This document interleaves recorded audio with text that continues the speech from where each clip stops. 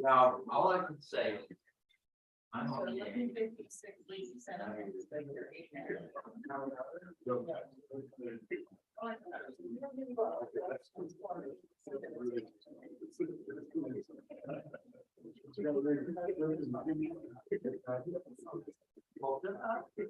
Gary, you said you know, Jerry, the best joke.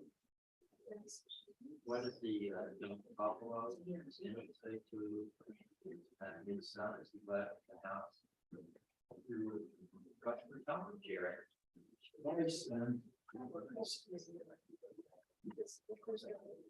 Except probably is that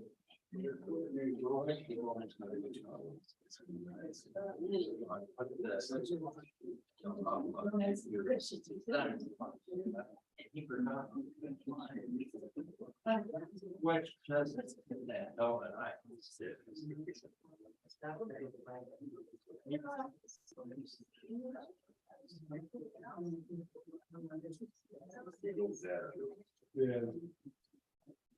so Jerry, you know what history when it hit the wall. that is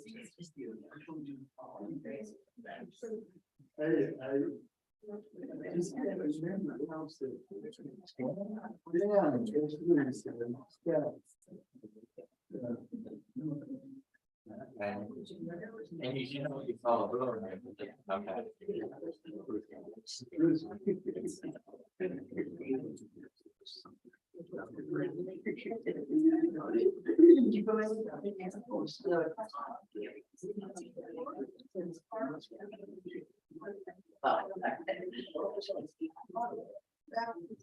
Yeah, fine. yeah.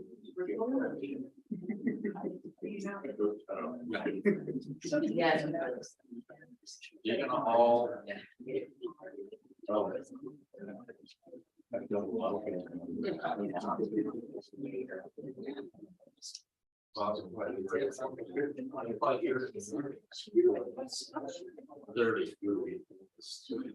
cool.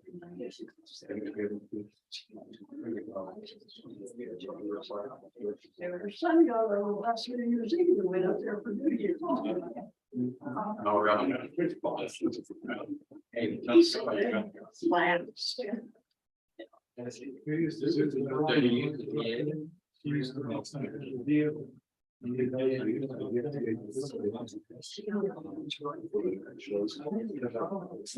It's on the south side of the city.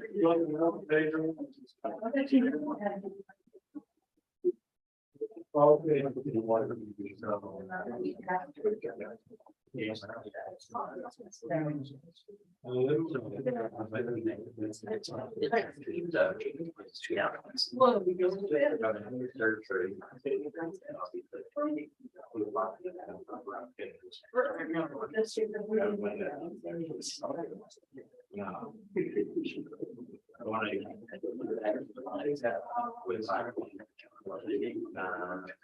to walking up.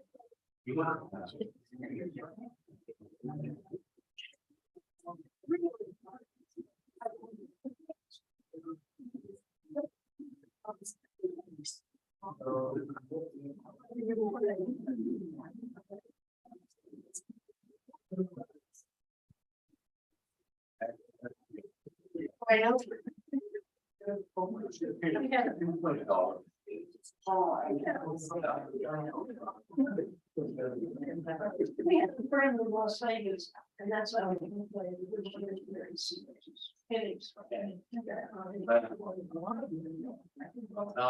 How much you it's like my better. It's all one.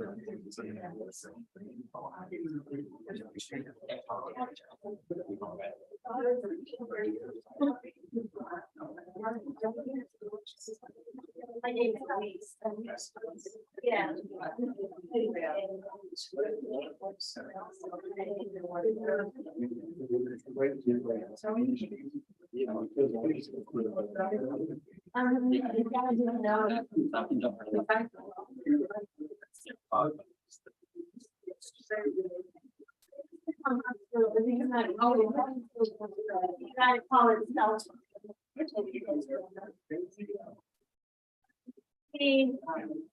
Got.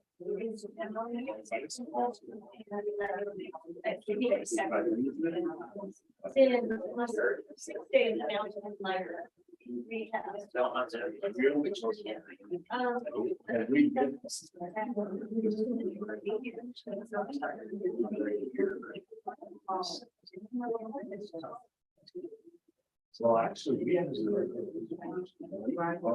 Yes, that's right. And so, yeah, that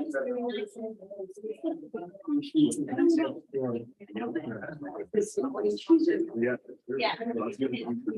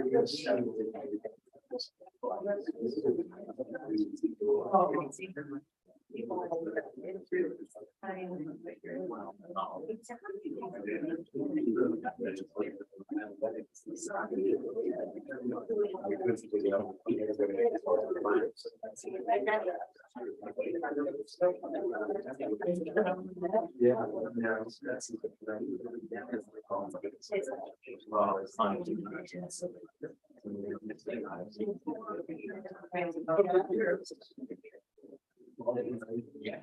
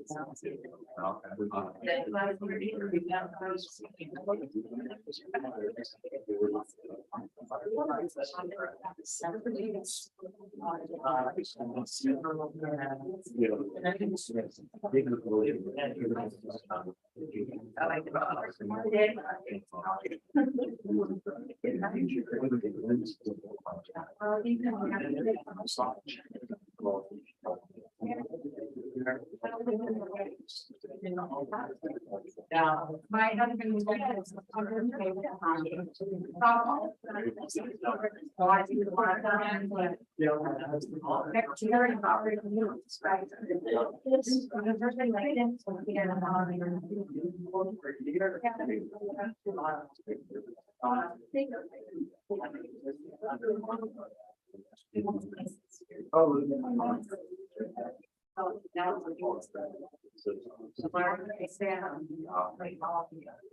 and then it was, I stood up with Mary and was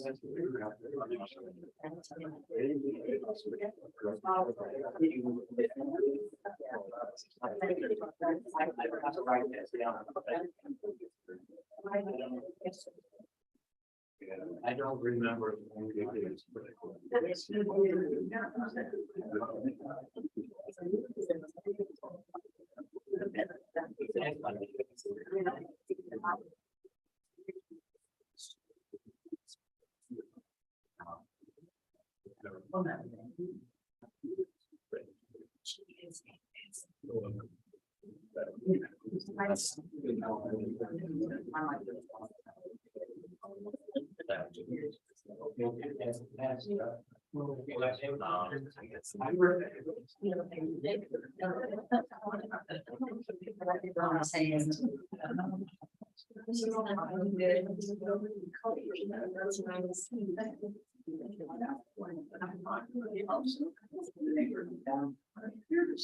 The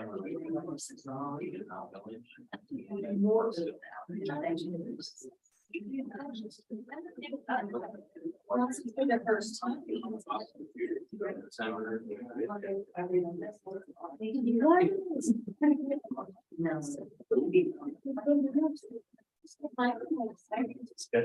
Yeah.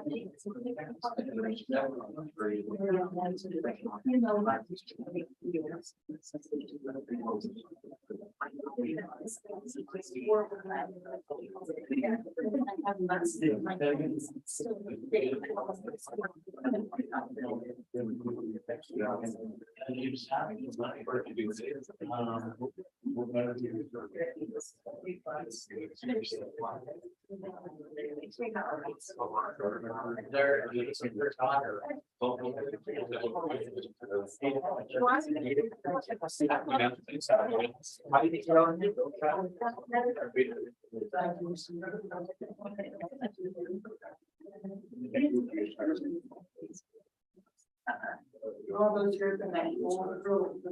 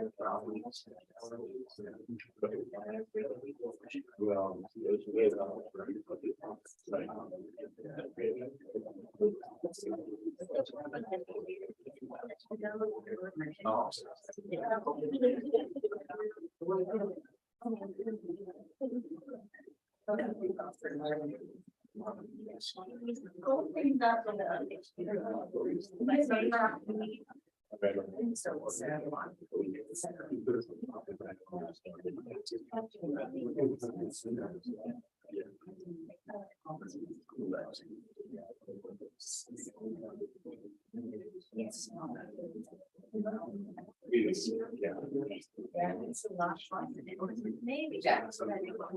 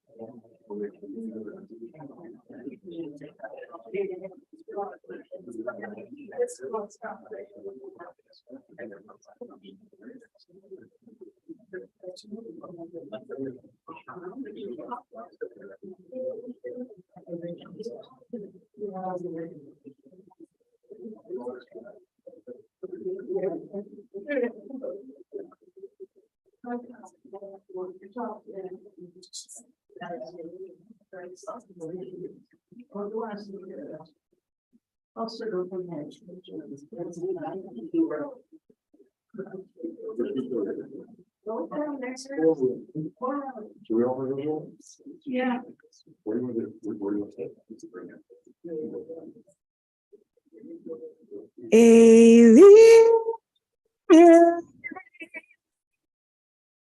Shalom Gamer Ahov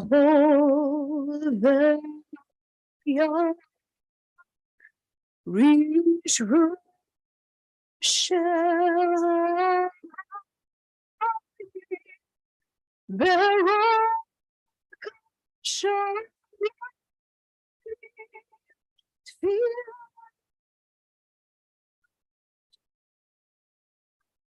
all the young reach shall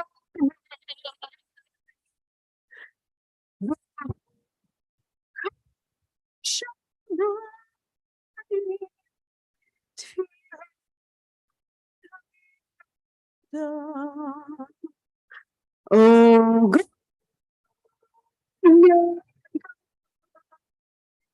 I pray that these things never end. The sound, the sea, the shores, the shore, the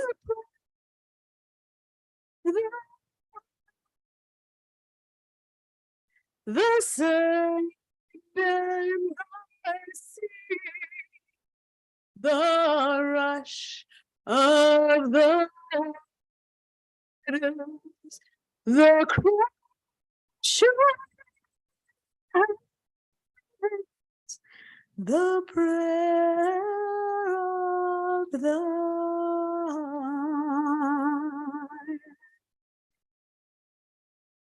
Good afternoon. My name is Cantor Elizabeth Sachs. I'm the senior cantor at Temple Emmanuel in Denver. And it is my honor and my privilege to be here again today with the Robinson family to hold their hands and to help us honor the life of Paula Robinson. We said goodbye to Jerry just so many months ago. We were sitting here together and reflecting on a life well lived, to people who were truly devoted to each other. And I know that many of us who are here today were here in August and heard Paula's last beautiful tribute to her husband. And so with that in our minds and in our hearts, we lift up her memory on this day, knowing that their lives were so intertwined, but also knowing that she brought her own unique spirit, that she lived her life in her own way, and that the love that we feel for her, mixed with the pain of her loss, marks the impact that she had on all of our lives. We know that mourning is the price that we pay for having this courage to love others. And that even in grief, we understand that the wonder of human life is complex. The gifts of spirit our loved one gave us cannot be measured or weighed, nor can they be lost or even tarnished by time. Even in our darkest hours, we know that some of their light and their warmth will always be with us, bringing comfort and courage in the fullness of time, and therefore will lead us to healing and peace. In the Jewish tradition, we honor those who have passed away by using the words of our tradition to mark how they have held us and carried us through our lives. Psalm 23 in our tradition is very often used in moments like this because this psalm reminds us of a pastoral image, a peaceful time. And we know that as Paula aged, she had some pain in her life. And we hope that at this moment, her spirit is finally at rest and finally at peace. And so as we read through the words of this psalm, which set up an idyllic image of a green place and a place of peace, this is the moment where I remind you to silence your cell phones. No, that's totally fine. I'm glad it was a good experiential reminder. Thank you. We also know that this psalm teaches us, even when I walk through the valley of the shadow of death, I shall not fear. And the psalm is very specific. And it says we walk through that valley. We walk through this time of grief because we know that this community gathered here is going to help bring us through. That we don't dwell in it, and we don't sit in it, and we don't stay in it. And even when this day might feel like 100 days because we miss her, we know that our friends and our family will be there to bring us through. And so we turn to the words of Psalm 23. Adonai roi lo echsar bin hodesha yarbitzeni al meichol Amen. Yenaleni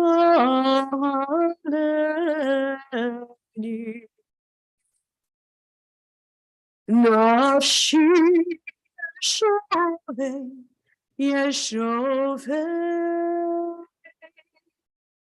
Yanchen Vegleitzedek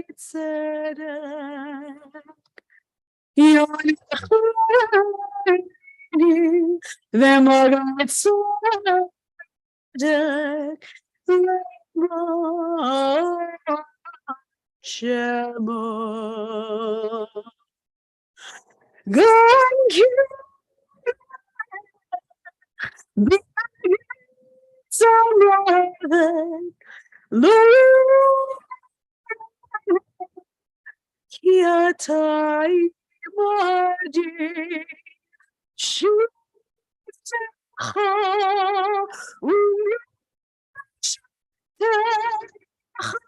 Hey Yanachamuni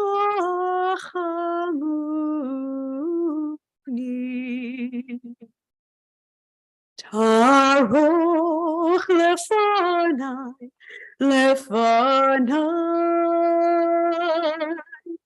Shulchan Sorah Disha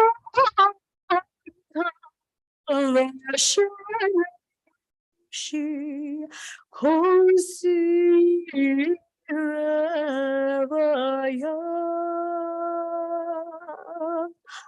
Ach Tov Chesed Yidefu Kol Yemei Chayai V'shoti B'Rech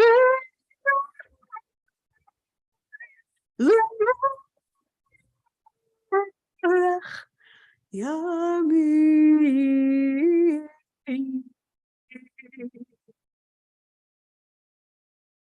Adonai Roi Lo Echsar.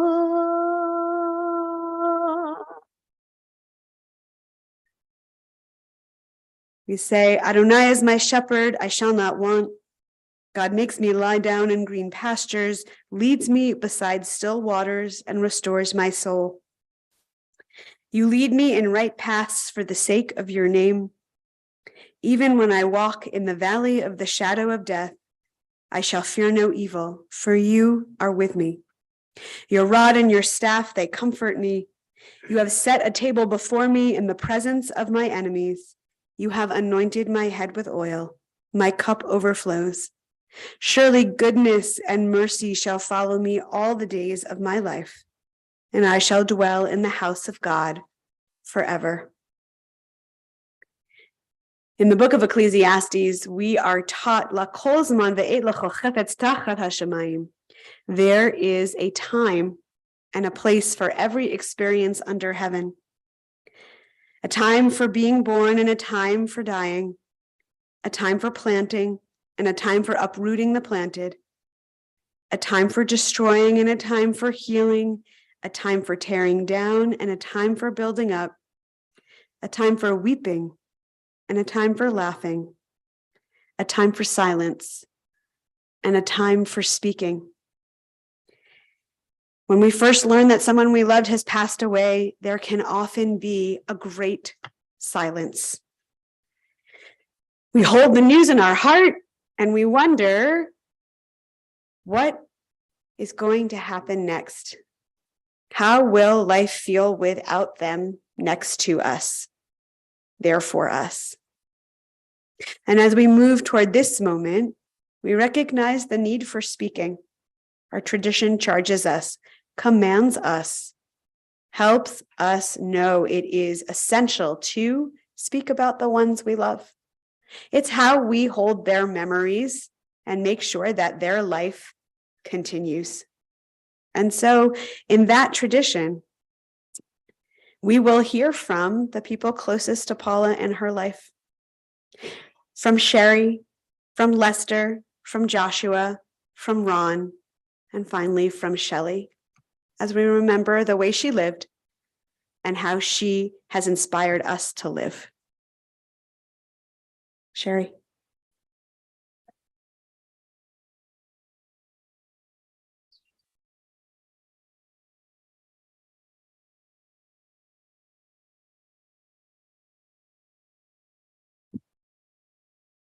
Paula, my sister, as far back as I can remember, Paula was there for me and with me. She helped me learn to walk, to talk, and express myself. She protected me from harm, looked after me, just like I was her own daughter.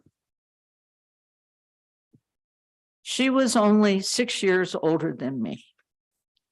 We had socialite parents who founded a synagogue, founded a German Jewish club, and Mom loved to act. And so she had an agent, and she was, after she finished work, she would go and do her thing as an actress in different movies, films, and educational films. So they were busy. Paula was at home with me, entertaining me. She made me laugh a lot. She took care of me. She entertained me. She played with me. She played concert piano, popular music, rock and roll music. We harmonized together as she played.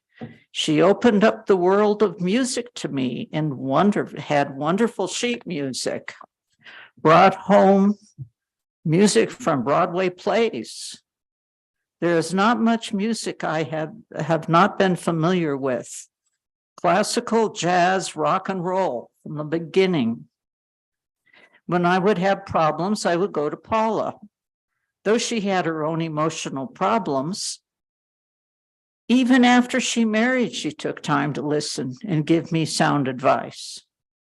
I felt my life was safe with my sister ahead of me, guiding me along. Now she has gone to heaven, and I must remember what she told me, she and my parents. I remember as a child, I was running and I stepped on a nail. Paula came home, took out the nail, washed the wound with soap and water, put hydrogen peroxide, wrapped it up with a clean towel. Then she took me in a taxi to the hospital, the little girl herself. There wasn't a better friend, sister, and parent. She was the best. I miss her so much.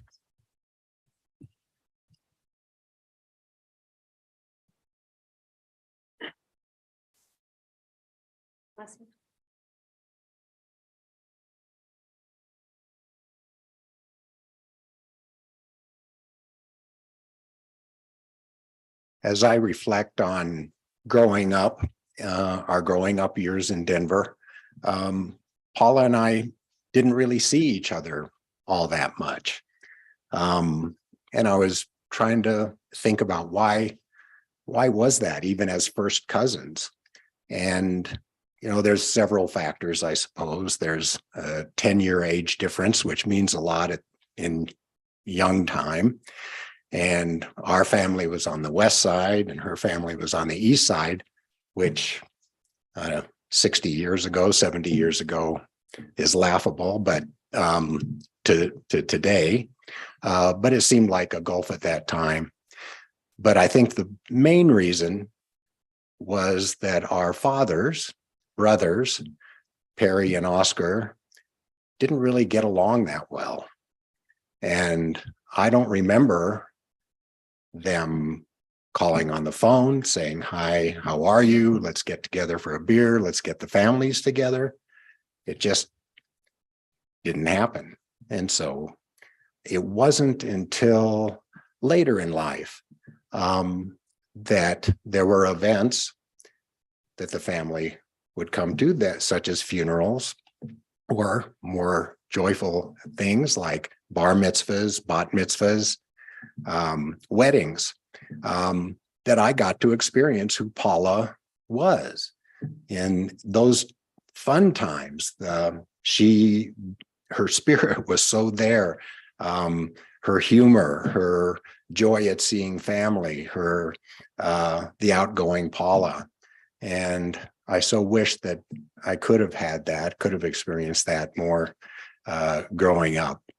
So it's that spirit of Paula that I'm feeling today, and that kind of embraces us as we remember her.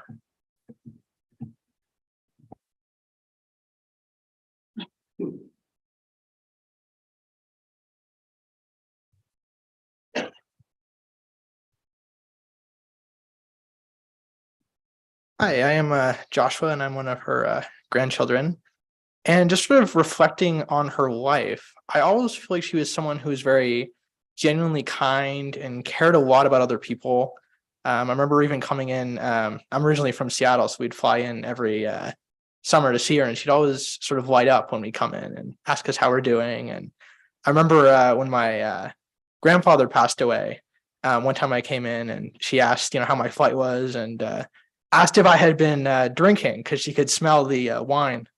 And I said, yeah. And she said, well, you're an adult. I trust you. But I thought it was sort of interesting that, even in that moment, she always had something sort of interesting to say, and very kind, and always made sure that she was there for us. And I remember they used to visit us in Seattle. And one time my brother and I and my grandparents, we went to a movie, and we ended up getting there late. And I think it was like the last 10 minutes too.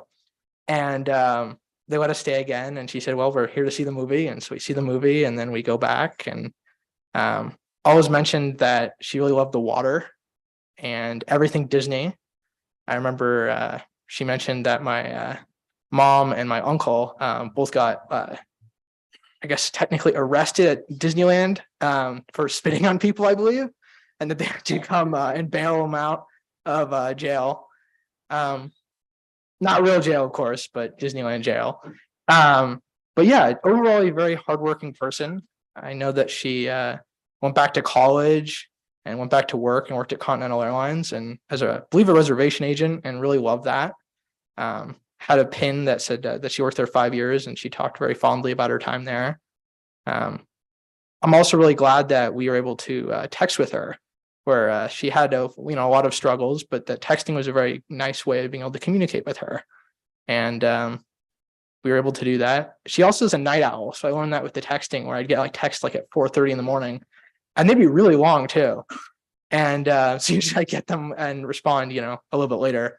But yeah, it was nice to sort of have that opportunity to speak with her, and very coherent and very thoughtful text. At one point, she mentioned that, she was struggling, and asked, if I needed anything, and gave me a phone number for I believe it was the crisis center or something like that, if I needed someone to talk to. And mentioned that if I call the number and I get a dog, that's the wrong line. So definitely had a sense of humor, and was able to balance sort of the seriousness with humor. And I think that's something very special that we all will miss very much. Thank you.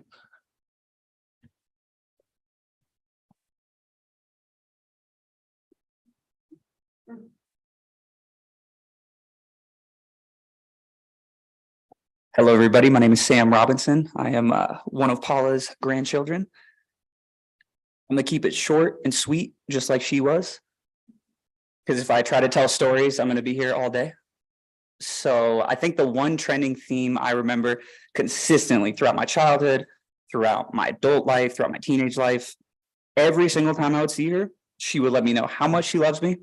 And not only, it wasn't just like, oh, I love you. It was, oh, you're my special boy. I love you so much. And she would let all of us know that, she was just very, very loving, very caring. And I think the one thing we can all take from this is that let everyone that you love and care about, let them know you love them. Because at the end of the day, that's all we have is love. And that's what we'll be remembered by. So miss you, Paula, love you. And I'm glad you're at peace.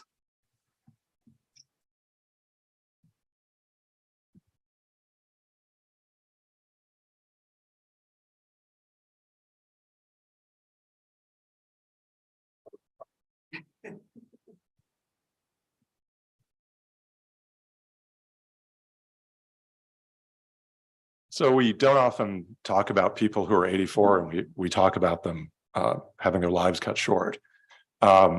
What's so interesting is we were all here, most of us were here less than 6 months ago.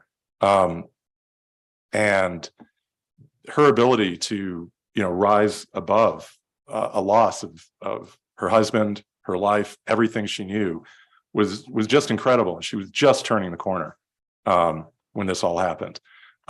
She was so excited about her New Year's Eve plans, just a few days off. She was going to visit us in London. She wanted to go on a cruise.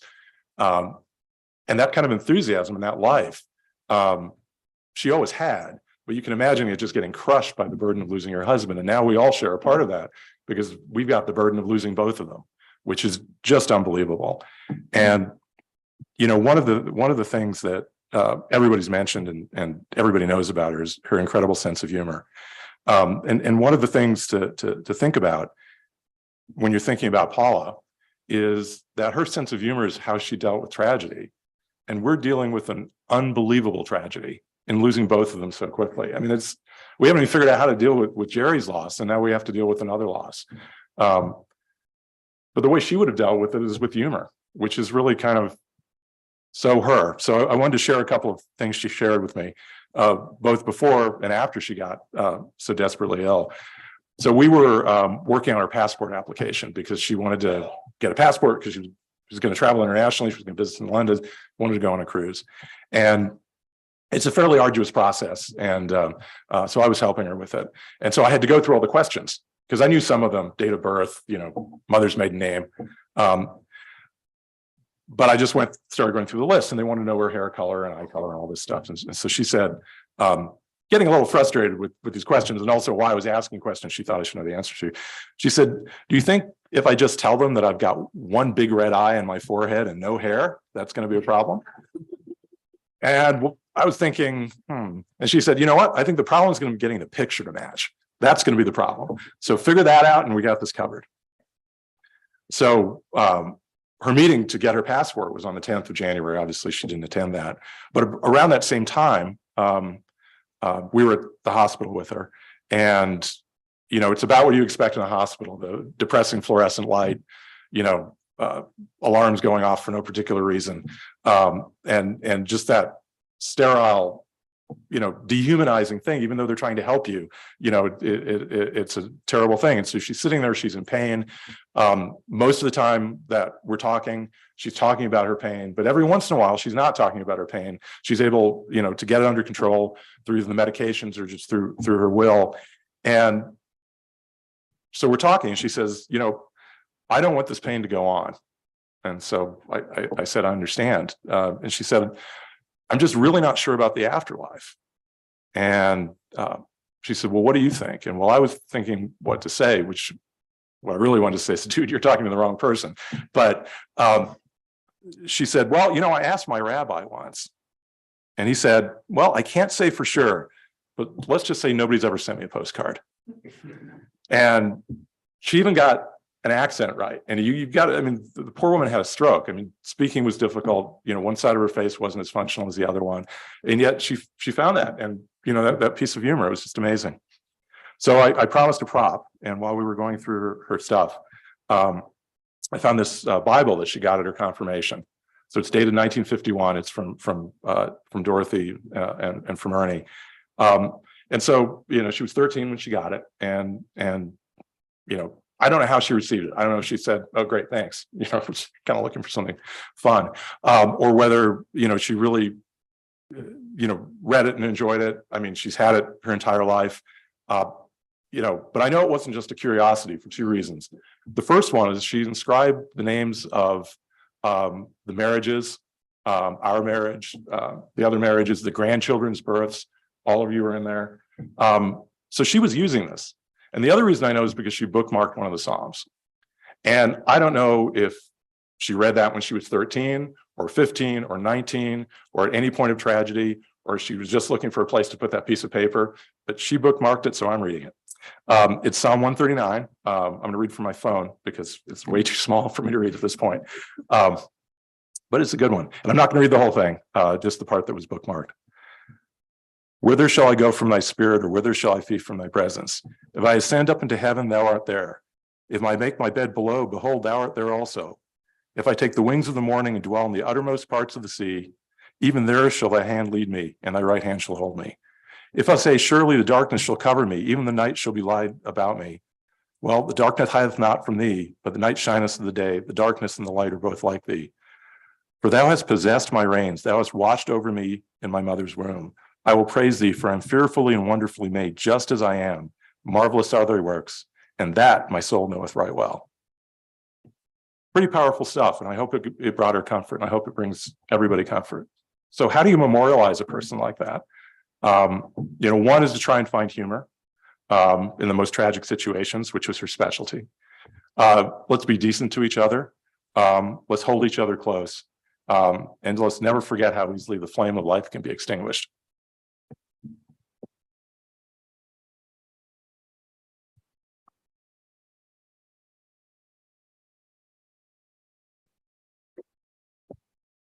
I'll tip you toe. Thanks to my mother and father, I'm not particularly tall. This is just horrible. I was here in August and Mom just went way too soon. I wrote a bunch of stuff down and I left the paper on my bed. So that's not very helpful, but I remember a lot of it and I wrote down a lot. I mean, I've known her, I knew her very, very well growing up. We spent a lot of time together and she was bipolar and depressed and there was no medication at the time. And it was very difficult on the family. But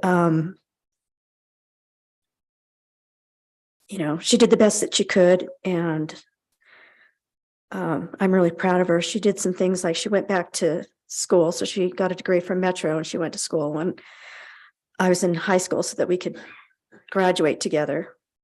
And then she and my dad loved Disneyland, as was mentioned earlier. And we used to go there every week for spring break, our 1 week of vacation a year, and we'd go. And somehow everything was magical. We had so much fun, and it was nice that somebody mentioned that Gary and I were spitting on people. I'm not very proud of that moment. I was 15 and I should have known better, but together we were just pretty darn obnoxious. We used to fight a lot. So when we got along, we had to make a point of really having fun, and we did, much to our parents' chagrin. As I said, Mom went to college, so she graduated. She always wanted to do that. And she didn't think she was very smart. She was smart, but she just didn't get a lot of support she needed growing up. And it was really, really sad because as I reflect on her now, she was such a beautiful woman.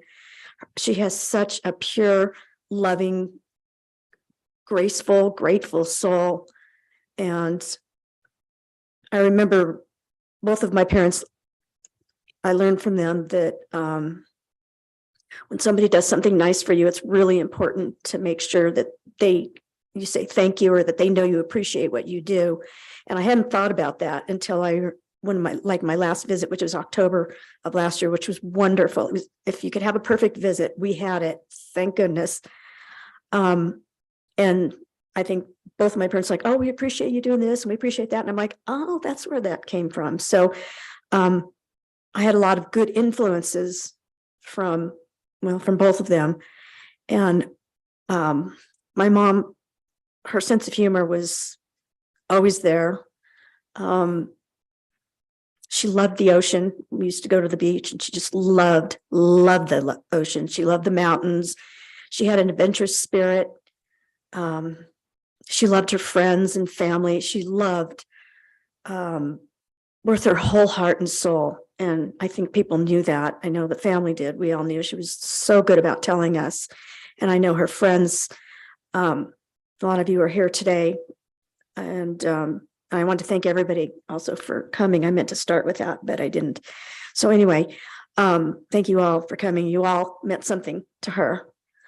And when she was in the hospital, she was joking around, and this is what my son told me, Jake, and his cousin Tyler agreed with it and she said to them, do you guys know any jokes about strokes? When she's first in the hospital, it's like, who says that? But you know what I mean? She just, when you weren't expecting it, she was hilarious. She would just say things. Sometimes she didn't have a filter and would say things which I'm sure people knew, but she was herself. She was totally herself. And she did work for Continental Airlines. It was probably one of the happier times in life, besides when she was going to school.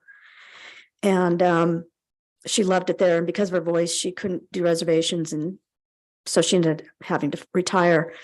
And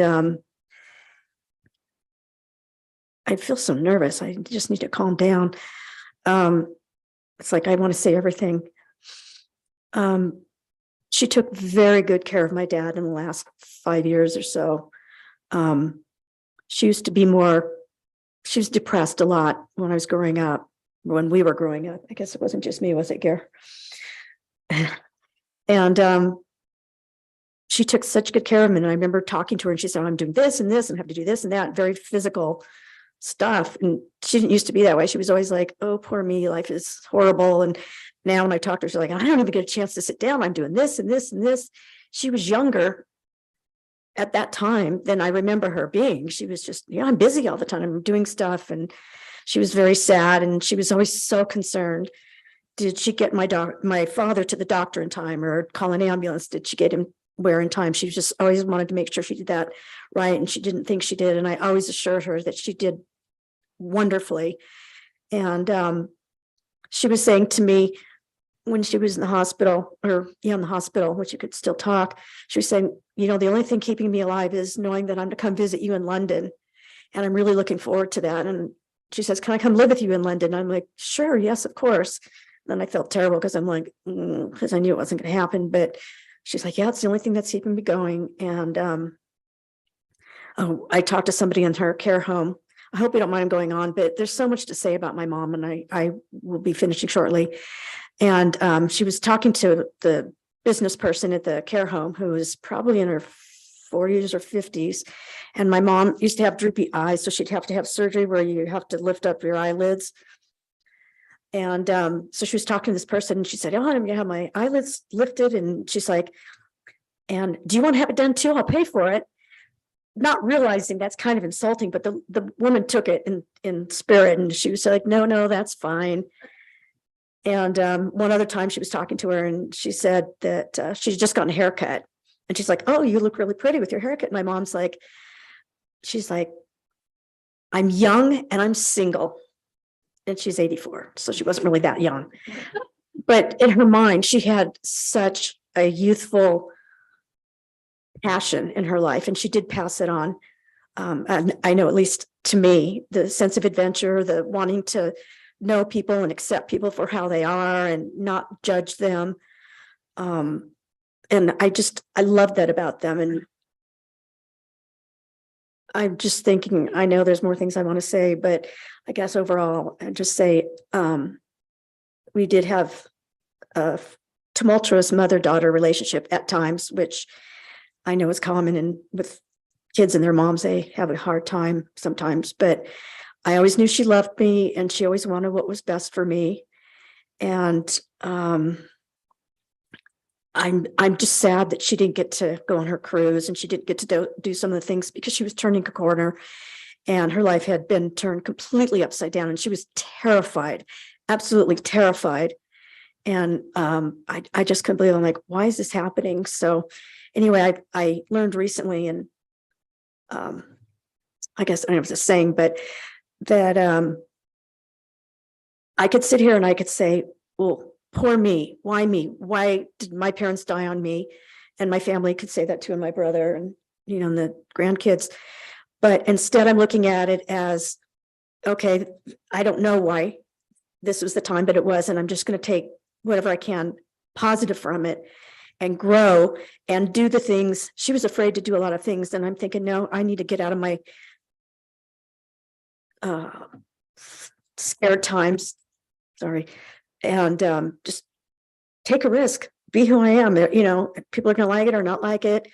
I'm kind, and, it's not everybody's cup of tea, and that's fine. It's just, I'm going to grow and do what I can do to make them proud, and to, I guess, kind of take over for what my mom started, which was turning over a new leaf and moving forward in her life. So with that said, I love you, Mom, so much. And I always will. And thank you again, everybody, for being here. And I love all of you too. So thank you.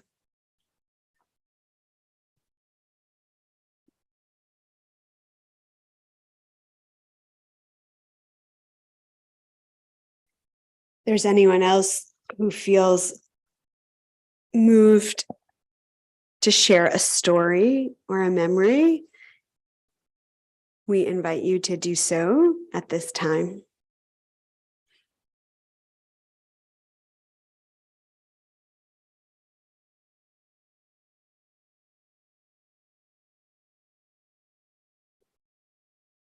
One of the things that is very clear when we think about the life of Paula is that there are so many beautiful memories to share, and so many ways that she lifted everyone around her.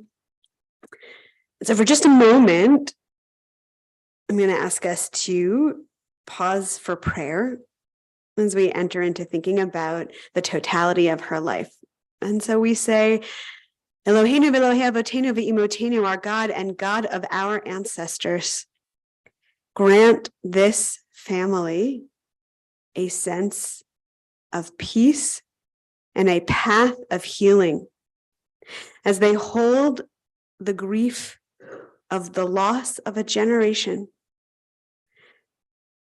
as they remember happy times in days before. Help them to know that you are here for them, that we are here for them, and that by living in the light of the ones that they loved, they will honor their memories and bring their lives forward into the world. And together we say, Amen. There's a story in the Talmud, in our ancient Jewish text, of a very famous rabbi. And this very famous rabbi had the power, they said, to heal, to bring people comfort and healing when they were sad, or sick. And when this rabbi showed up into a community where there were people who needed it, the Talmud says that this person shone so brightly, it was like the very light of heaven. And in that light, people were lifted out of their darkness. Now, if one of the things that we have heard from so many people today is how brightly Paula shone when she was in a group of people. She loved a crowd. She loved a party. She loved to entertain and make people smile. And with that gift, she brought light into so many people's lives. She reached out her hand, just like this famous story, and lifted people up with the joy that she had purely from living. She lifted people up with her sense of compassion, knowing how important it was to say out loud how you feel about someone. When you come from a time where that was not necessarily valued or taught, she knew it instinctively, how to tell people how much she loved them and how important they were in this world. She lifted people up with her curiosity, going back to college, exploring her own spirituality, asking deep questions about the world, even if they were sandwiched in between two witty asides. Very deep questions. As we have heard so many times from her family, she lifted people up with her humor. This very dry reality of life observation that helped to disarm and diffuse what could otherwise be a difficult situation. And I will just say personally, I even remember what it felt like to sit with her in that room just so many months ago. And in a moment where she must have been in so much pain, both physical and emotional, and probably spiritual as well, hear her be able to make jokes about the situation and about the way that she and Jerry had lived their lives. That showed tremendous strength and self-awareness that not only she needed that in order to get through this moment, but that likely other people sitting near her needed that in order to get through that moment. Now, this sage in the Talmud was also said to have times when he grew dark, and the light of his healing did not shine. And he retreated into himself, and the world itself seemed to grow dimmer. We know that there were moments that Paula struggled, mostly just with her family. But we know that there were times where she felt not quite as bright and not quite as joyous, and needed to figure out how to hold that within herself. And that there may even have been some times when the darkness spoke for her. But in the Talmud, it also teaches us that when that famous rabbi grew dark, the way back to light was that his community surrounded him and reached out their hands and lifted him from his darkness. And that is so clearly what all of you did for Paula, caring for her, being there for her, supporting her, even when things were hard, especially these last 5 months. Helping her know that there was a safety net so that she could step into this imagined new moment in time. This is what our tradition charges us with. When we see darkness, we try to bring ourselves and those we love toward light. We try to help understand that we want to find the core and the magic of the person who is inside and bring them out.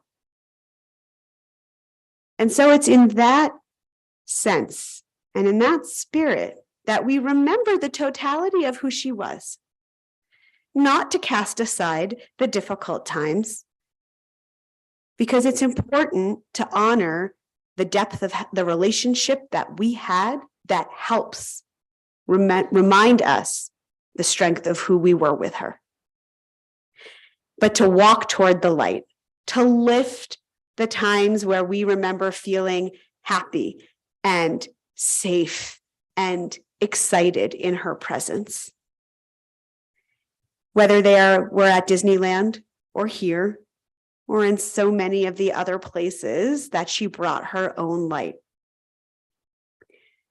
This week in our tradition, this day that will begin at sundown in just a few hours, is also the week that we read about our people leaving Egypt, where they were oppressed, and going toward freedom. And I have to imagine that there were moments when Paula felt hard, that she wanted to be free and be able to live in the way that she was talking about, especially in these last few weeks. And so I hope today, even as we honor a life that could have and should have been longer, we also are grateful that her spirit is free, that she can shine and provide light for us as we remember who she was and how she lived. And so it is that in our hearts and in our minds, we take a moment now to pray in silence.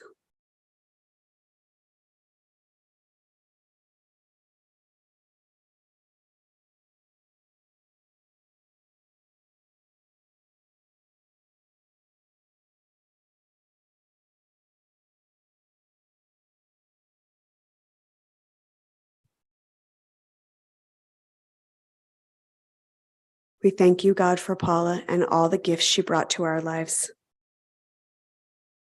We honor her memory, we honor her spirit, as we rise, as we are able, as one community, for our memorial prayer.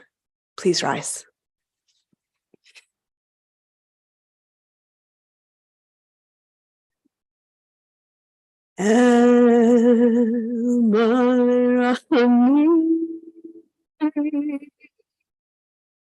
שוכן במרומים, חמסי בכל יכונה, תחת כנפי השכינה, עם קדושים,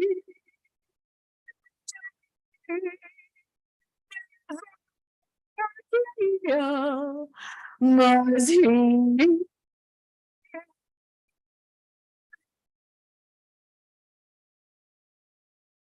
את משמע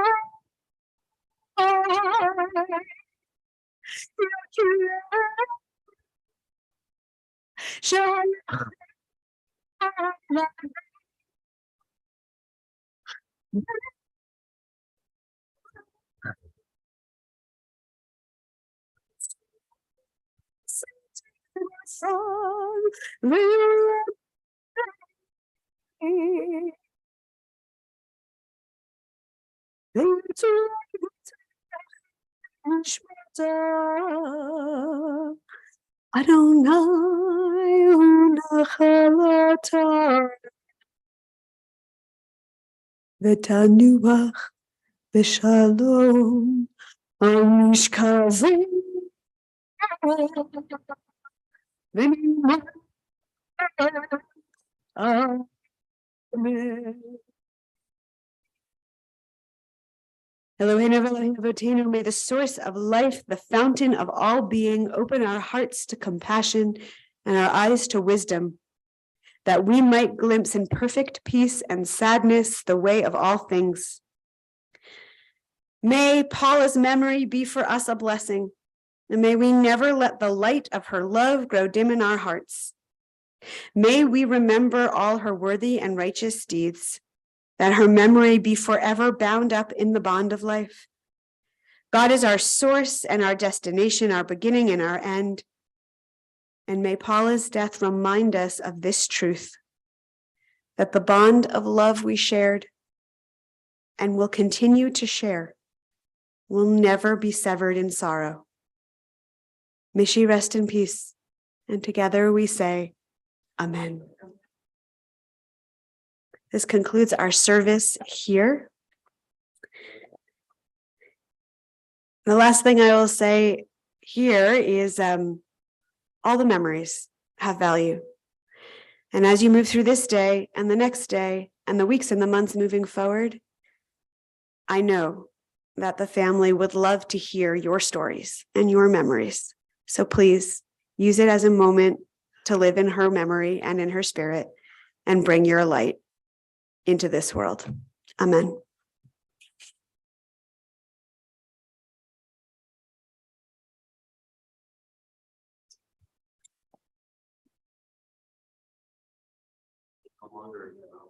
Also have a lovely lunch for you, so please come in, manja manja.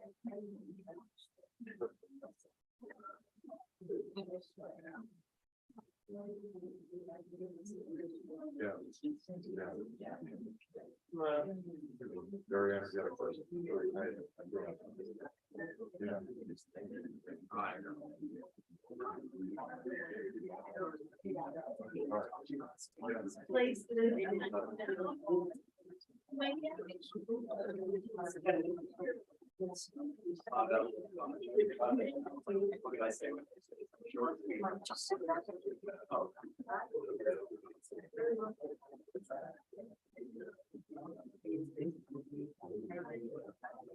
Yeah.